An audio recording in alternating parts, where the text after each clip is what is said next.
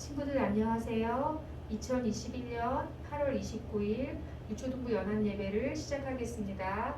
다 함께 한 목소리로 사도신경 하도록 하겠습니다.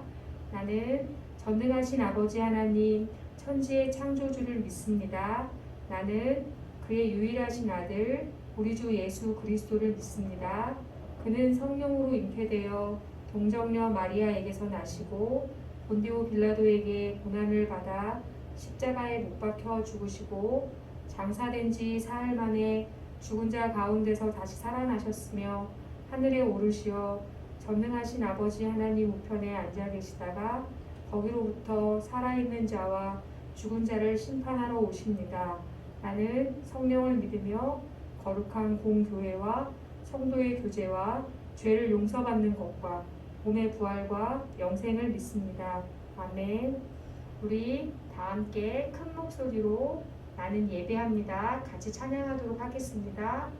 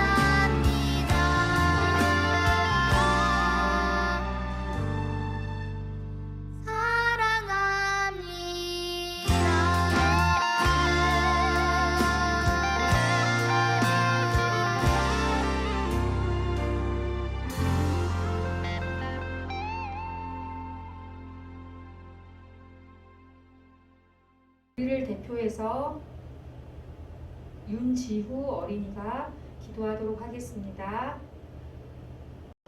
사랑이 많으신 하나님 아버지, 코로나로 인해 교회에서 모이지는 못해도 각자의 집에서 예배드리기 위해 즐거운 마음으로 나왔어요.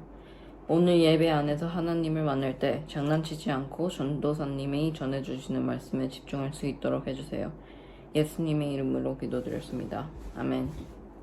이제 우리가 정성껏 준비한 헌금을 하나님 앞에 드리도록 하겠습니다. 준비한 헌금은 깨끗한 봉투에 잘 보관을 했다가 우리가 함께 만나서 예배를 드리게 되는 날 교회로 가져오면 되겠습니다. 함께 찬양하면서 헌금할게요.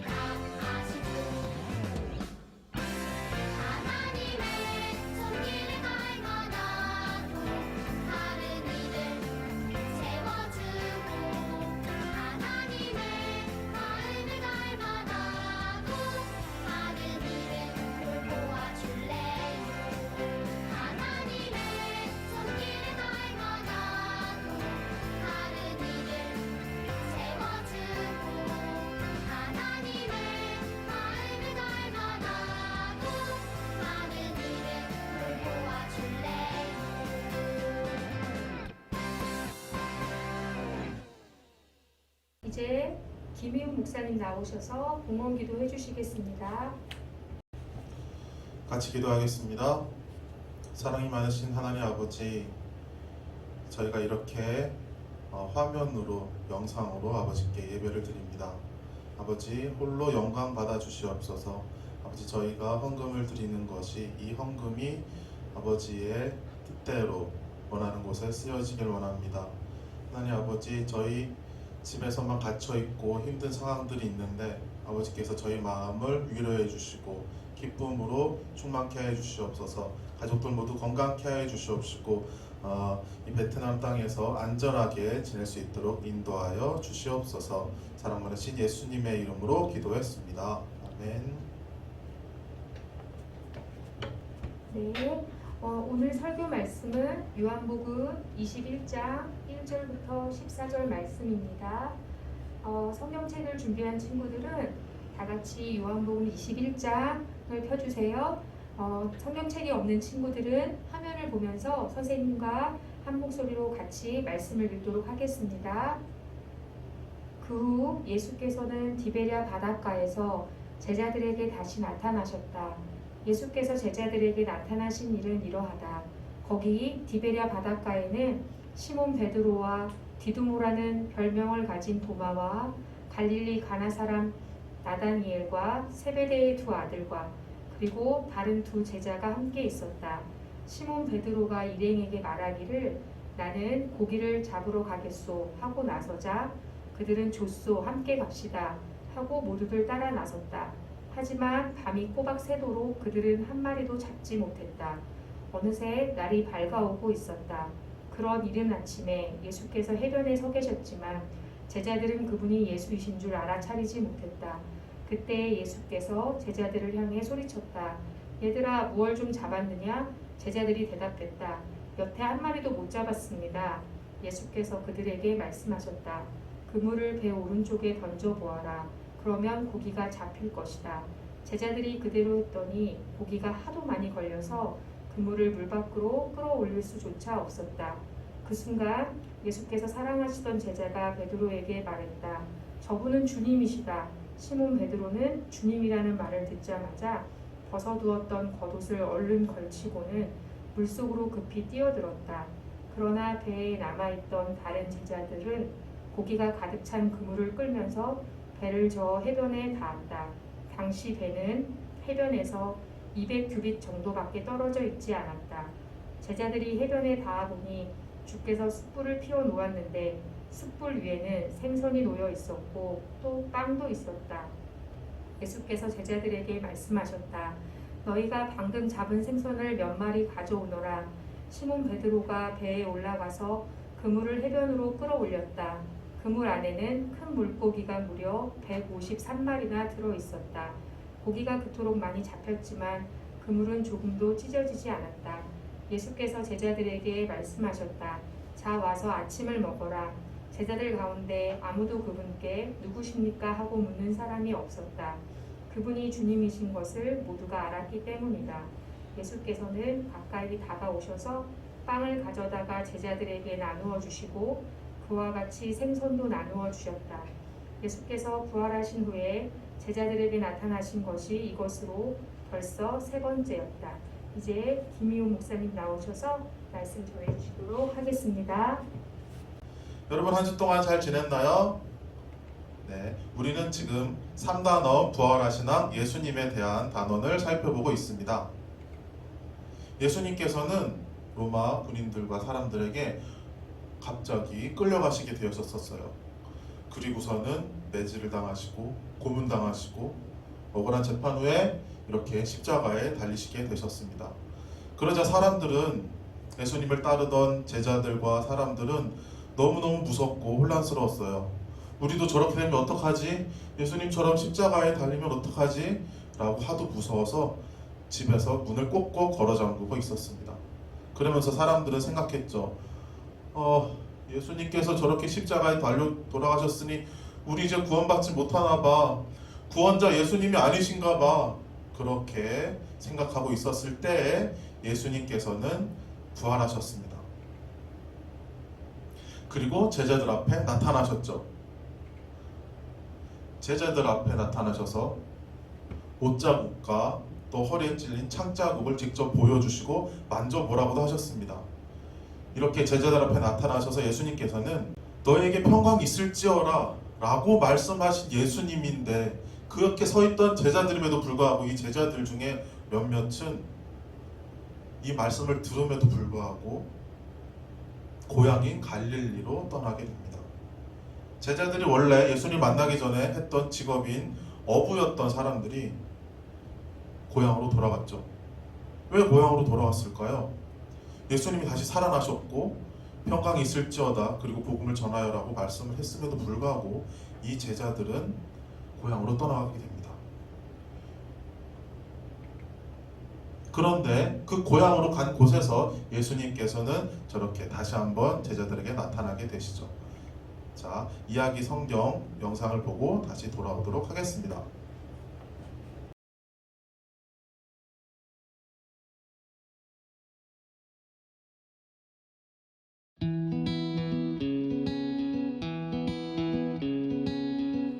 예수님은 십자가에서 죽은 지 3일 만에 다시 살아나셨어요. 예수님은 제자들에게 여러 번 나타나 자신이 부활했다는 사실을 증명하셨어요. 하루는 갈릴리 호수에서 물고기를 잡고 있는 제자들을 만나셨어요. 갈릴리 호수에서 베드로와 다른 제자들은 배를 타고 물 위에서 밤을 새웠지만 물고기를 한 마리도 잡지 못했어요. 다음 날 아침 해가 뜰 무렵에 예수님이 호숫가에 오셨어요. 제자들은 그분이 예수님인 줄 몰랐어요. 예수님은 물고기를 좀 잡았느냐라고 물으셨어요. 제자들은 아니라고 대답했어요. 예수님은 그물을 배 오른쪽에 던져보아라. 그러면 고기가 잡힐 것이다 라고 말씀하셨어요. 제자들이 예수님의 말씀대로 하자 그물을 잡아당길 수 없을 정도로 많은 물고기가 잡혔어요. 한 제자가 베드로에게 말했어요. 주님이시다. 베드로는 얼른 겉옷을 두르고 물에 뛰어들어 호숫가까지 헤엄쳐 갔어요. 나머지 제자들은 배를 타고 물고기가 가득한 그물을 끌며 호숫가에 도착했어요. 제자들이 배에서 내리니 예수님이 숯불에 물고기와 떡을 굽고 계셨어요. 예수님은 잡은 생선을 가져오라 하셨어요. 베드로가 그물을 당겨 물고기를 꺼내보니 큰 물고기가 153마리나 되었어요. 예수님이 와서 아침을 먹으라고 하셨어요. 예수님은 떡을 가져다가 나누어 주셨어요. 생선도 나누어 주셨죠. 이것은 예수님이 죽은 자 가운데서 살아나신 뒤 제자들에게 세 번째로 나타나신 일이에요. 예수님이 베드로에게 물으셨어요. 내가 이 사람들보다 나를 더 사랑하느냐? 네, 주님. 제가 주님을 사랑하는 것을 주님이 아십니다. 내 어린 양떼를 먹여라. 예수님이 다시 물으셨어요. 네가 나를 사랑하느냐? 네, 주님. 제가 주님을 사랑하는 것을 주님이 아십니다. 내 양을 돌보아라. 예수님은 또다시 물으셨어요. 나를 사랑하느냐? 베드로는 3번이나 같은 질문을 듣고는 슬펐어요. 정말로 예수님을 사랑했거든요. 주님은 제가 사랑하는 것을 아십니다. 예수님은 내 양떼를 먹여라고 말씀하시고 베드로가 하나님께 영광을 돌릴 것이라고 하셨어요. 그런 다음 나를 따르라고 하셨어요. 예수님은 제자들을 부르시면서 사람을 낚는 어부가 되게 하겠다고 약속하셨어요. 사람들에게 예수님을 전하게 하겠다는 거예요. 제자들은 잡혀가는 예수님을 버렸고 예수님을 모른다고 하기도 했지만 예수님은 여전히 그들이 하나님의 계획에 쓰임받기를 바라셨어요. 예수님은 우리를 용서하시고 모든 것을 회복시키세요.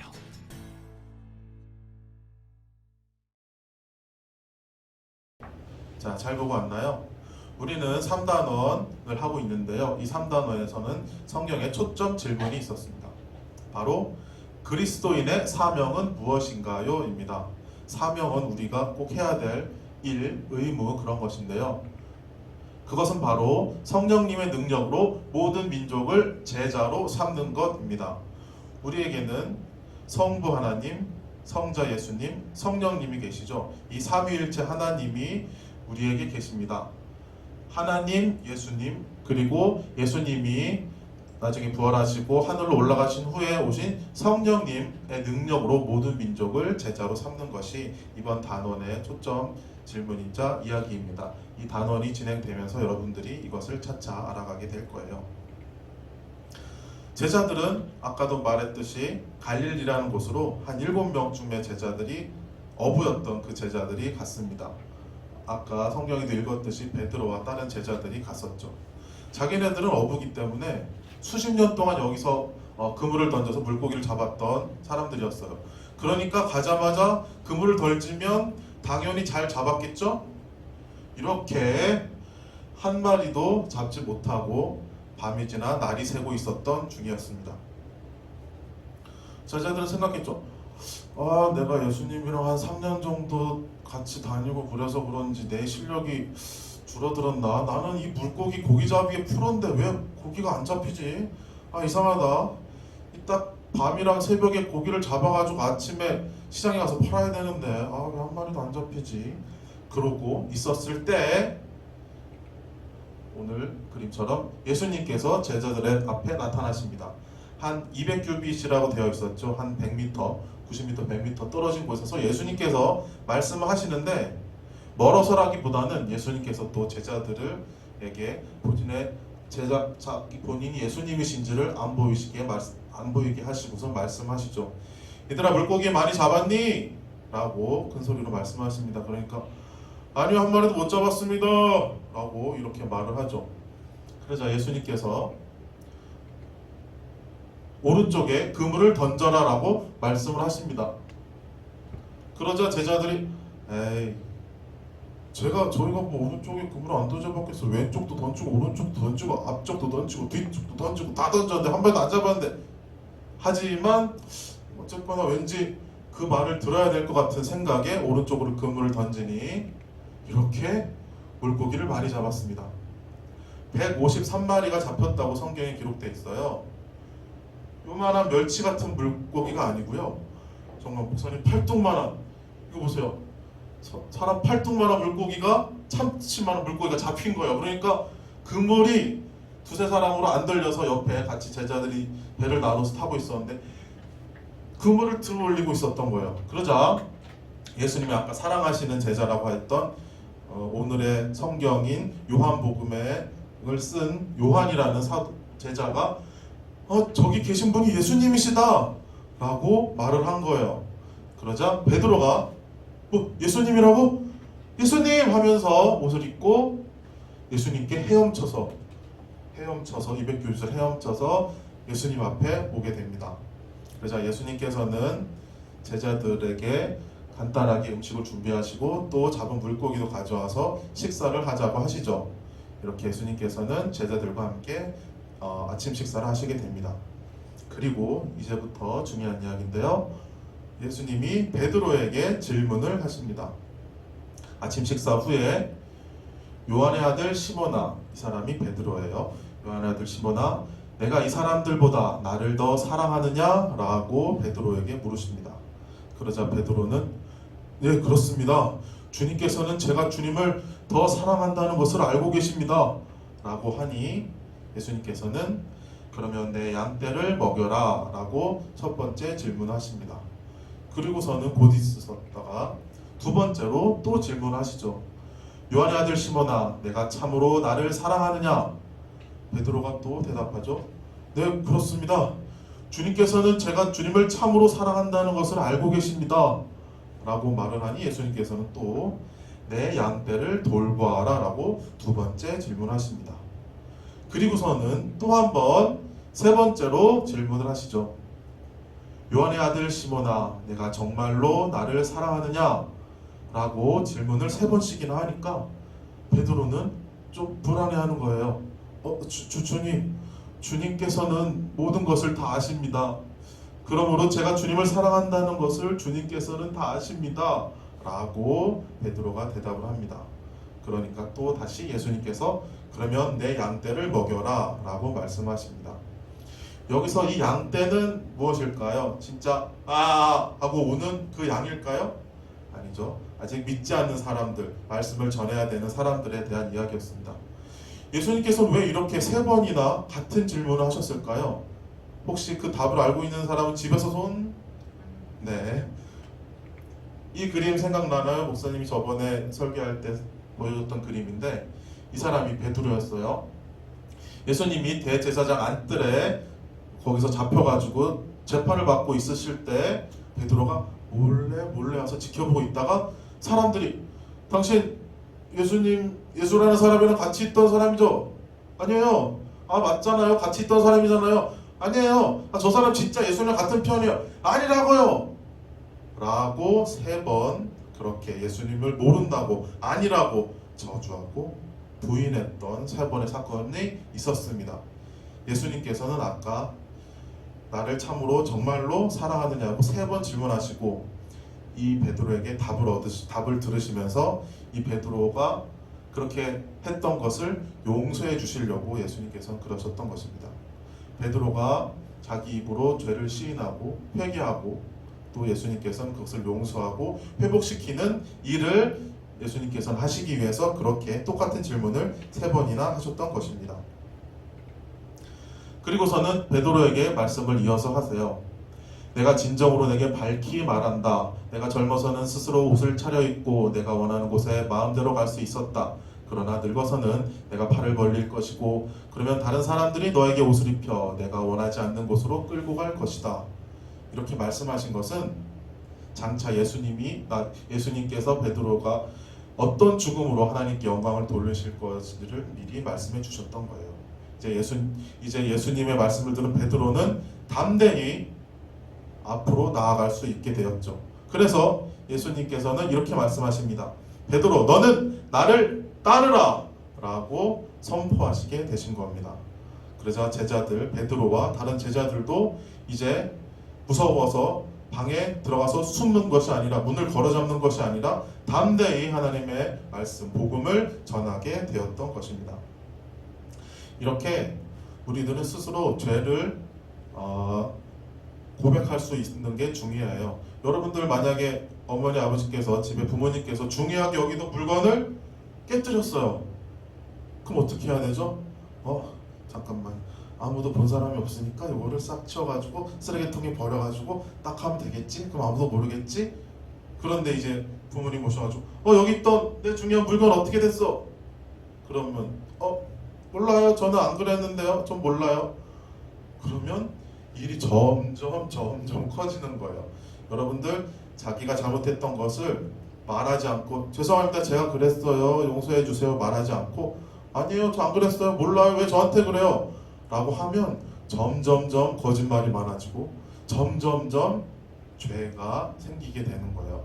여러분, 베드로가 예수님을 3번 부인했지만 예수님께서 그 부인한 베드로를 3번 용서하시고 회복시킨 것처럼 여러분들이 솔직하게 부모님한테 말하면, 아니면 잘못한 사람한테 잘못을 저지른 사람한테 죄송하다고 미안하다고 말을 한다면 그런 것들은 또 용서를 받을 것이고, 또한 하나님께서 그런 잘못들을, 우리가 하나님께 지은 죄들이 살면서 생기는데 그런 죄들은 여러분이 기도하면서 하나님께 용서를 구하세요. 잘못했던 것들을 구할 때 하나님께서는 분명 여러분들을 용서해 주시고 회복시켜 주실 것입니다. 여러분들 마음에 편안한 마음, 너에게 평강이 있을지어다 라고 말씀하신 것처럼 여러분들에게도 편안한 마음을 주실 거예요.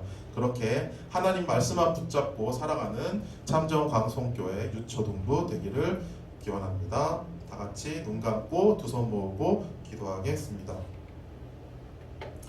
사랑의 하나님, 오늘 우리에게 말씀을 들을 수 있도록 허락해 주셔서 감사합니다. 우리도 베드로처럼 예수님을 부끄러워할 때가 있고 죄를 짓기도 합니다. 하지만 하나님은 우리가 회개하고 하나님께 나아올 때 우리를 용서해 주십니다. 우리를 용서하시고 회복시키시는 하나님의 은혜를 늘 기억하고 살 수 있도록 인도해 주세요. 예수 그리스도의 이름으로 기도했습니다. 아멘. 자, 이제 다 같이 주기도문으로 예배 마치도록 하겠습니다. 하늘에 계신 우리 아버지, 아버지의 이름을 거룩하게 하시며 아버지의 나라가 오게 하시며 아버지의 뜻이 하늘에서와 같이 땅에서도 이루어지게 하소서. 오늘 우리에게 일용할 양식을 주시고 우리가 우리에게 잘못한 사람을 용서하여 준 것 같이 우리 죄를 용서하여 주시고 우리를 시험에 빠지지 않게 하시고 악에서 구하소서. 나라와 권세, 권능과 영광이 영원히 아버지의 것입니다. 아멘. 자, 친구들 말씀 잘 들었죠? 우리 이번 주 말씀 암송 같이 하도록 하겠습니다. 다 같이 한 목소리로 화면을 보고 함께 말씀 암송하겠습니다. 시작. 내가 받은 것을 먼저 너희에게 전하였나니 이는 성경대로 그리스도께서 우리 죄를 위하여 죽으시고 장사 지낸 바 되셨다가 성경대로 사흘 만에 다시 살아나사. 고린도전서 15장 3절 4절 말씀. 아멘. 자, 우리 친구들 매일매일 말씀 암송 하루에 한 번씩 읽기를 바랍니다. 자, 광고하겠습니다. 암송과 큐티를 하고 있는데요. 카톡방에 올리는 친구들에게 달란트 부여합니다. 담임 선생님께 보내도 됩니다. 예배 드렸습니다라고 오늘도 카톡방에 올려주세요. 달란트를 부여합니다. 그리고 오늘도 변함없이 예배 후에 반별 페이스톡 반모임으로 모이겠습니다. 성경 통독에 많은 학생들이 참여하고 있습니다. 계속 신청받고 있으니까 담임 선생님께 많은 친구들이 신청해 주세요. 그 다음에 마지막으로 온라인 큐티 나눔은 온라인 수업이 끝날 때까지 계속합니다. 지금까지 신청하지 않았던 친구도 언제든지 함께하고 싶을 때 신청 가능하니까 온라인 큐티 나눔도 많이 신청해 주시기를 바랍니다. 이것으로 8월 29일 참 좋은 광성교회 유초등부 연합 예배를 마치겠습니다.